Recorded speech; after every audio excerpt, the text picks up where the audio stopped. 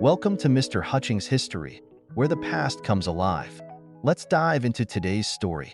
All right, so you wanted to explore this pivotal moment in Mexican history, the 1968 student movement and the Tlatelolco Massacre. Yeah. You sent over some really interesting material for this, some excerpts from a history podcast, and even some declassified documents. It's a fascinating period, especially with the backdrop of the 1968 Olympics. Oh, yeah.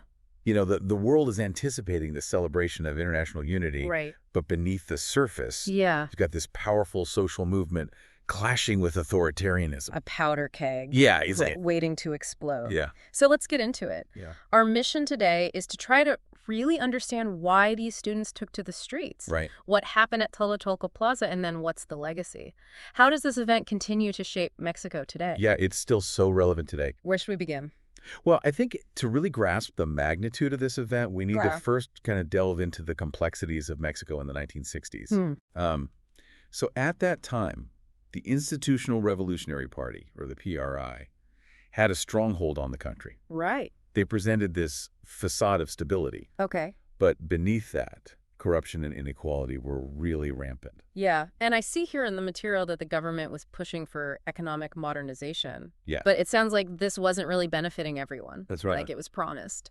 The benefits of this economic growth were primarily enjoyed by the elite and foreign investors, Okay. leaving many students and workers feeling left behind. Yeah. This economic disparity really fueled a lot of the frustration and discontent among the population. So you've got this backdrop of social and economic tension. Right. Then you throw the 1968 Olympics into the mix. Yeah, what a pressure cooker. The government is desperate to showcase a progressive, modern Mexico to Okay. the world. You know, for the PRI, the Olympics were a golden opportunity to project an image of stability and progress to the world. Right. But for many Mexicans, it was a stark reminder of the government's misplaced priorities, their disconnect from the real struggles of everyday people. Okay, so we've got this tension simmering. Yeah. What was the catalyst? What was the spark that ignites the student movement? Well, it all began in July of '68, actually with a seemingly minor clash between students from different schools.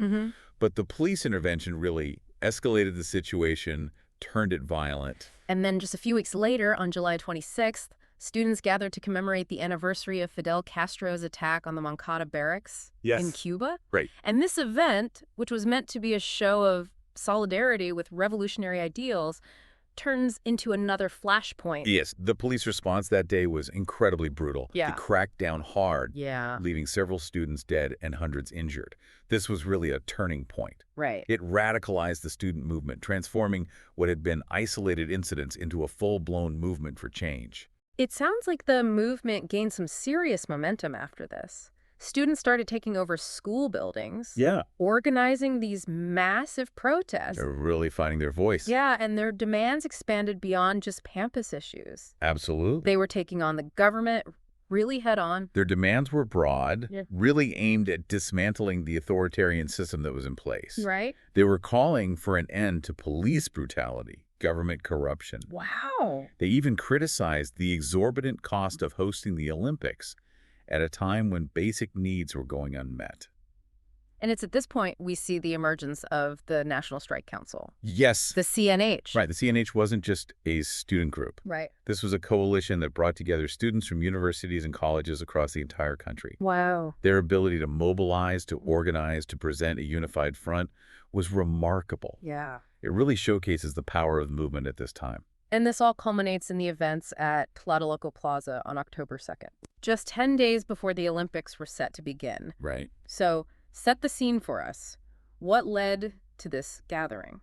Well, the CNH called for a demonstration at Tlatelolco Plaza, Okay.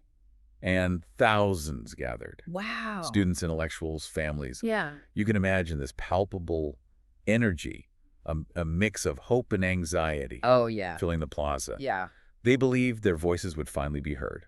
And then tragically, the government forces descend upon the plaza. It was a horrific scene. Yeah. Soldiers, riot police, Oh, wow. and this secret paramilitary group called the Battalion Olympia surrounded the plaza. And from these declassified documents you provided, we see that it was the Battalion Olympia, trained for covert operations, that fired the first shots. Yes, a chilling detail. And of course, the government immediately tried to control the narrative, Of course. claiming that the students were armed, that they instigated the violence. Right. But we know from these documents and from countless eyewitness accounts that that just wasn't the truth. The evidence paints a very different picture. Right. Clear this was a premeditated attack on unarmed protesters, a brutal one at that. Yeah, and we even see reports that soldiers were pulling the wounded from ambulances. I know, it's chilling. Just a complete disregard for human life. The government's objective was crystal clear.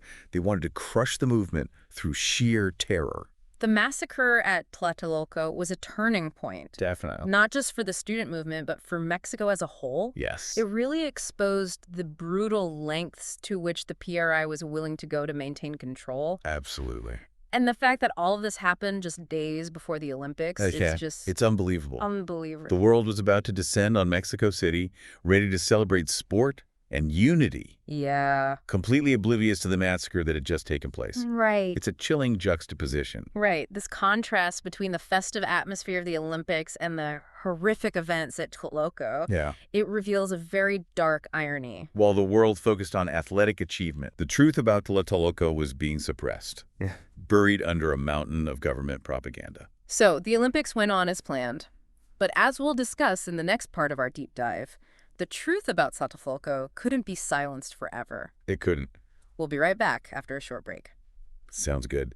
You know, the Olympics themselves presented this strange paradox. Oh, how so? The government hoped that the games would project this image of a modern and thriving Mexico. Yeah. But they inadvertently created this platform for the truth about Tlatelolco to actually emerge. It's like they invited the world to see this carefully constructed facade, Right. and then the facade crumbled right in front of them. Exactly. Oh, wow. The international media, who were already there for the Olympics, they couldn't ignore the massacre. Right.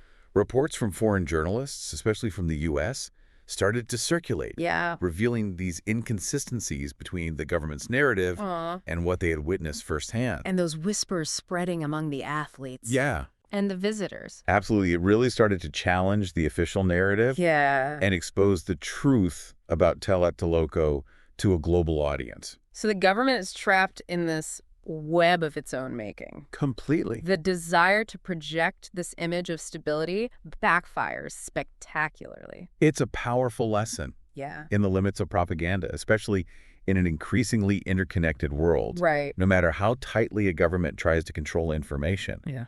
the truth has a way of finding its way out. This brings us to the question of accountability. Yes. How do you hold those in power responsible for their actions, especially when they control the narrative and have the means to suppress dissent? It's a daunting task, Yeah, it feels daunting. especially in the face of such blatant brutality. It does. But look at these declassified documents you shared. Yeah. Once hidden from public view, Right. now they provide this crucial evidence of what happened at Tlatelolco. Wow. This is a victory, however small, Yeah. in the ongoing struggle for truth and justice. Yeah, the fact that these documents were eventually declassified says something Absolutely. about the power of persistent investigation Yeah. and the importance of demanding transparency from those in power. And it's crucial to remember the work of people like Elena Poniatowska, Yeah. whose book, The Night of Tlatelolco, amplified the voices Yeah. of the survivors, Yeah. documenting their experiences. Yes. She created this powerful counter-narrative to Yeah. the government's propaganda. Right. So those voices wouldn't be forgotten, Exactly. and their stories would continue to challenge the official narrative. Documenting and sharing those stories is essential, Yeah. both for historical accuracy Uh-huh. and for holding those responsible accountable. So in the aftermath of Tlatelolco, what happened to the student movement? Well, the immediate aftermath was bleak. Okay. The PRI tightened its grip on power, Yeah. using the events of '68 as justification for this wider crackdown on any form of opposition. Oh, wow. Mexico entered a period of political repression and stagnation. So did any of the students' demands for greater transparency and accountability ever gain traction? It's important to remember that change rarely happens overnight. Right. While the movement was brutally suppressed, the ideals that fueled it did not disappear. Okay. In the decades that followed Tlatelolco, Mexico did undergo this slow and often painful transition towards democracy.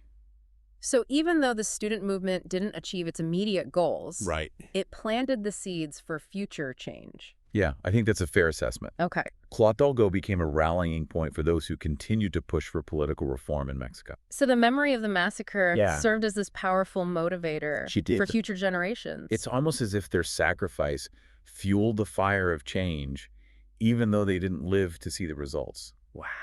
Their courage, their unwavering commitment to democracy, serves as an inspiration, Yeah. not only for Mexicans, but for people around the world who are struggling against oppression. Tlatelolco reminds us that the fight for justice is often this long and arduous journey, Yeah. but it's a journey worth taking. It is. And that brings us to a crucial point. Okay. Tlatelolco wasn't an isolated incident. Right. It was part of this global wave of student activism that was sweeping across the world in the late 1960s. It's like a ripple effect, with each movement inspiring the next. Exactly. And while these movements occurred in different contexts, they shared common threads, right?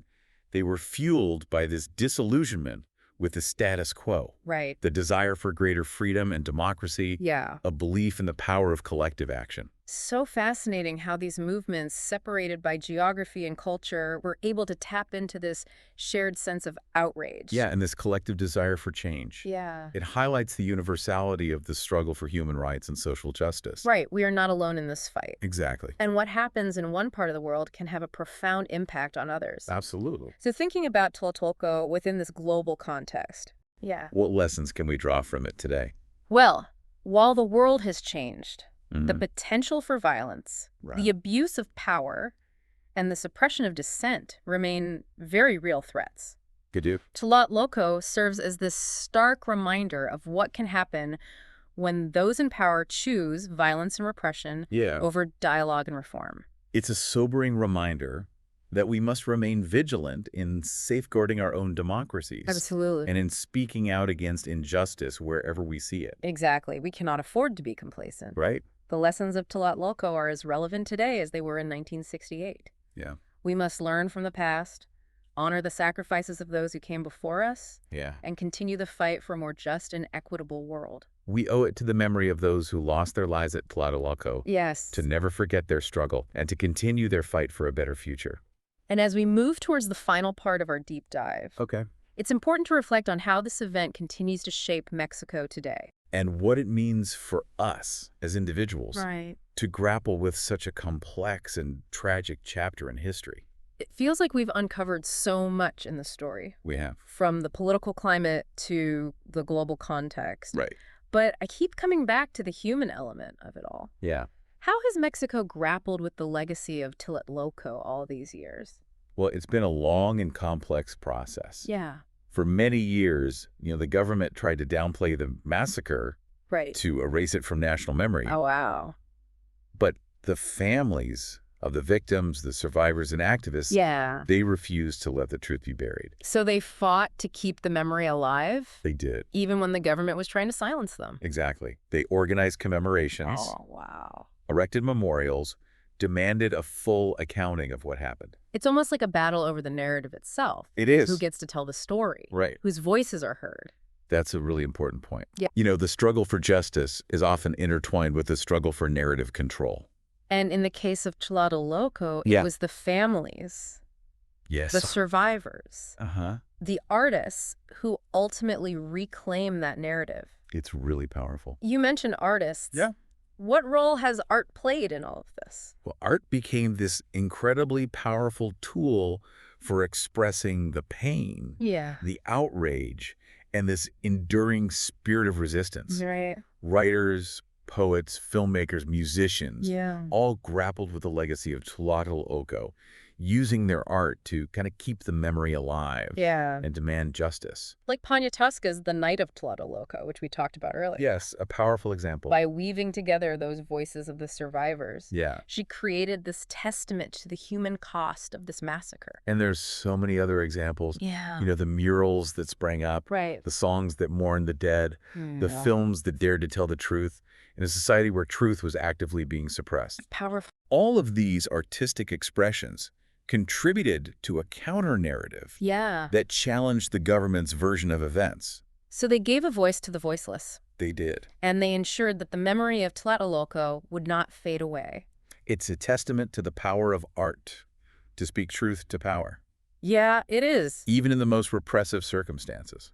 I'm wondering what the students who were part of this movement would think about Mexico today. Oh, that's interesting. What would surprise them the most? I imagine they'd be heartened by the progress that Mexico has made towards democracy. Yeah. You know, the PRI, the party that held that iron grip on power for decades, Right. eventually lost its monopoly on power. Wow. So their fight, however tragic, Yeah. wasn't in vain. I think they'd also be pretty amazed by how technology has transformed the way we communicate. Oh, absolutely. And Self-organized. imagine if the students of 1968 had access to the internet and social media. Right. The way they mobilized and spread their message would have been completely different. But I think what remains constant is that human desire for Right. freedom, for justice, Absolutely. for a world where everyone has a voice. It's a universal desire. And those are the same ideals that drove those students in 1968 to Right. take to the streets. It's a reminder that even in the darkest of times, the flame of hope can never be fully extinguished. I can't. And it's our responsibility to keep that flame burning. So as we wrap up this deep dive into the 1968 student movement and the Tlatelolco Massacre, Yeah. what's the one key takeaway you want our listener to carry with them? Well, I think the most important takeaway is that history isn't just something we read about in textbooks. Yeah. It's a living, breathing force that shapes our present and our future. It does. And by understanding the complexities of the past, we can better navigate the challenges of the present Right. and build a more just and equitable world for the future. Well said. It has been a profound journey exploring this pivotal moment in Mexican history. It has. To our listener, thank you for joining us on this deep dive. We hope you found it insightful and thought-provoking. Until next time, keep questioning, keep learning, and keep diving deep. Thanks for listening to Mr. Hutchings History. Keep exploring, and we'll see you next time.